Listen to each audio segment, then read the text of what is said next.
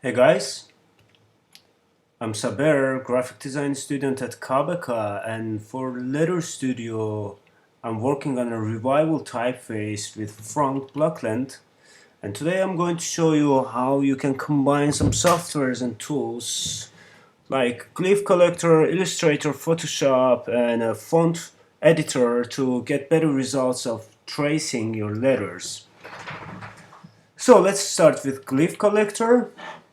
Glyph Collector is a small application for Mac OS X, and it's made by Gabor Karakas for typeface revival projects. You can download it for free, and you can check out this website for more information. You can also watch a tutorial video on YouTube to get to know it better.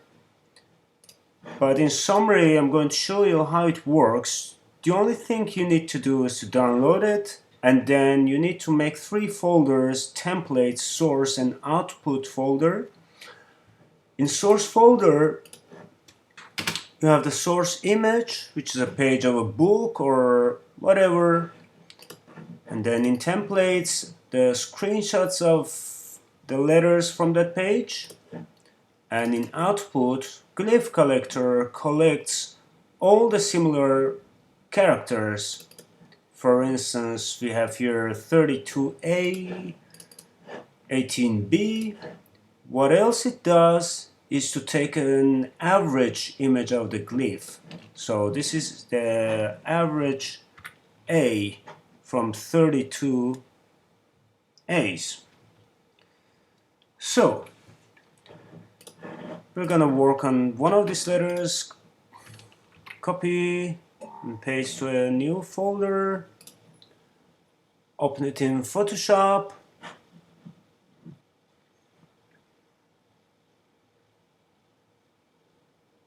My computer is a little bit slow. You can get a coffee or something. It's really slow. It's really slow. Okay, now we have this image,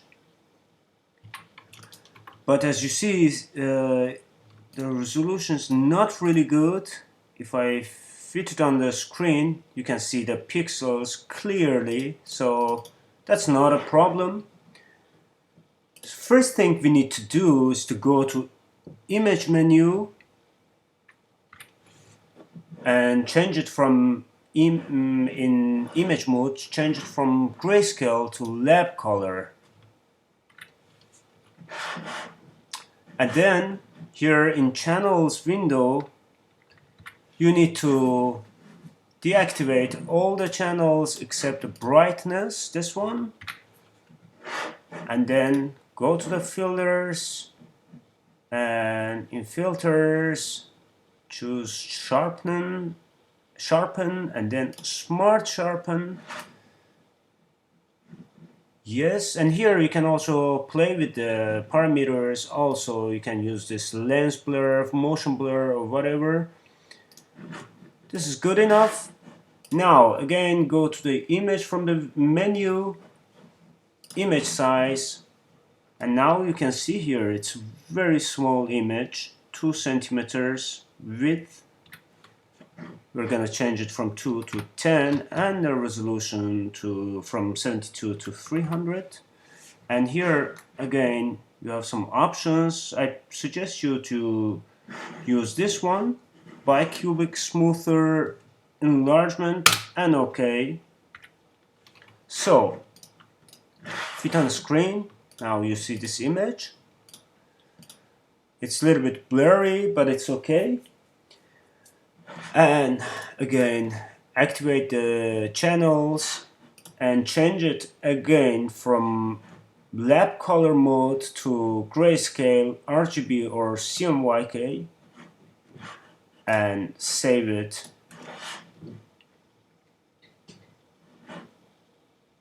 As letter C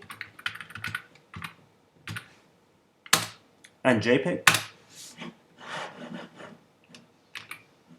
Okay, now we have this JPEG file. We're gonna open it on Illustrator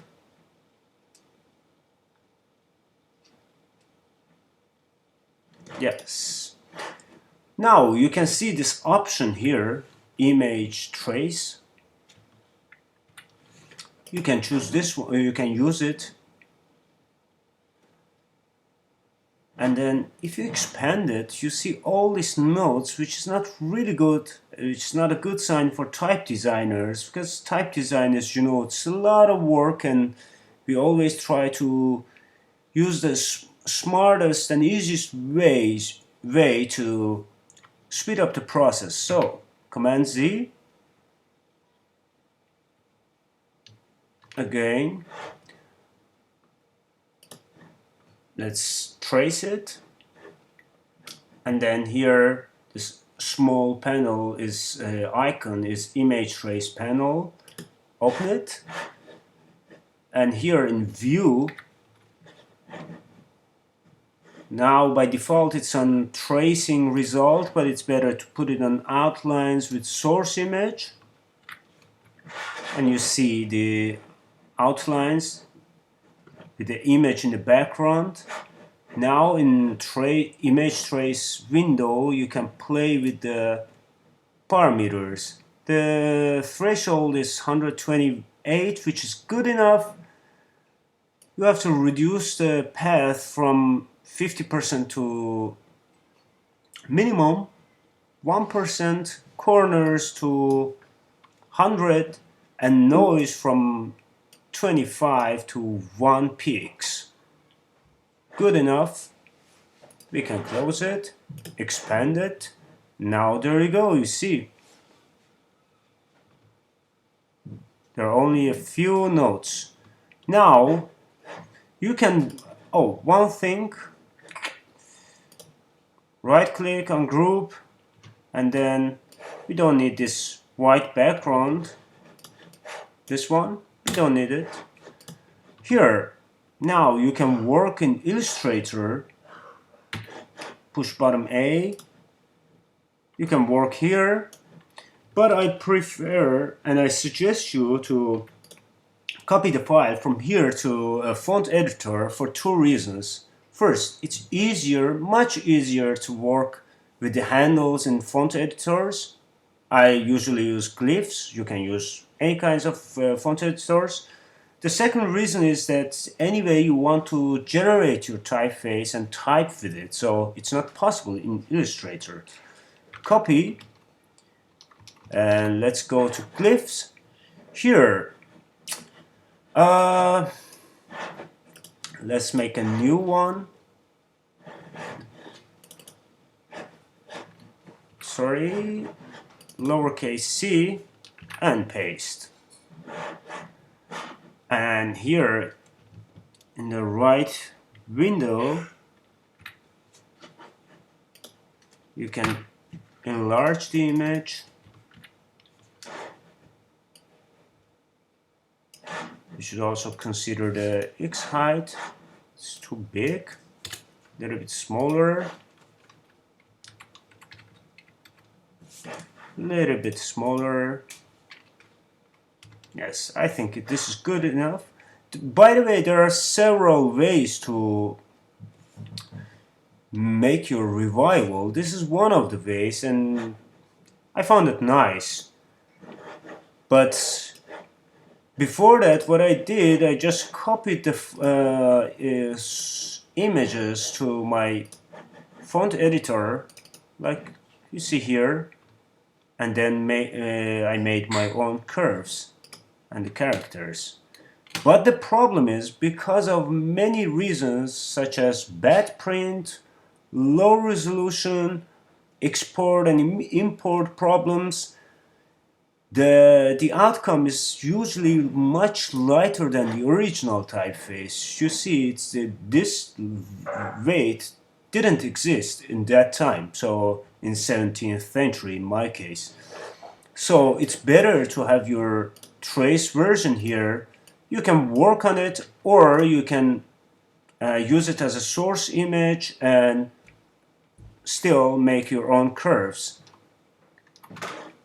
And just to make it a little bit more comparable to the original, I'm going to copy this image. I don't, yes, it's here. Let's enlarge it quickly.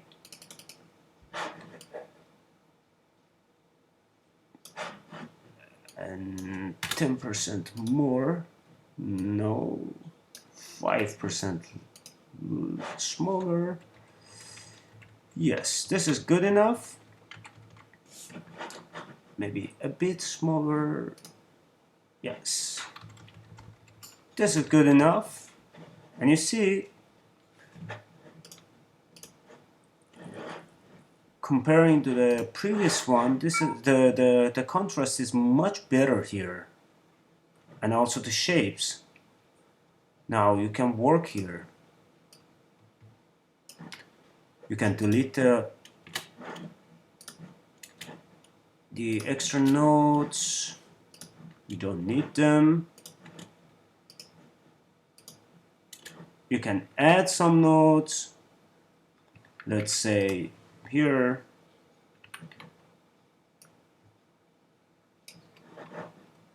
Again, we don't need this one. Oops. Yeah, there we go. So far, so good. Okay, guys. Of course, it's a lot of work, but it's the easiest way I found for revival typefaces projects. But have fun and don't hesitate to drop me an email, or you can send an email to frank@letterstudio.org if you have any questions or comments, and or if you know better ways, you can share it with us. Anyway, have a nice day. Bye bye.